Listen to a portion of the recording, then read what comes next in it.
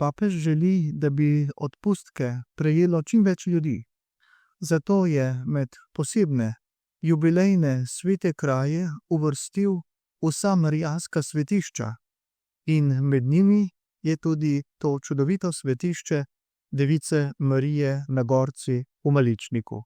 Papež Frančišek je leta 2023 to svetišče Device Marije na Gorci pridružil papeški baziliki Marije Velike v Rimu.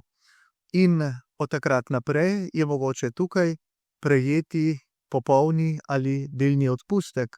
V posebni listini, ki smo jo prejeli, je navedeno, na katere dneve je to mogoče. To je mogoče vedno ob slovesnih Marijnih praznikih in vedno, kadar poteka večje romanje v to svetišče.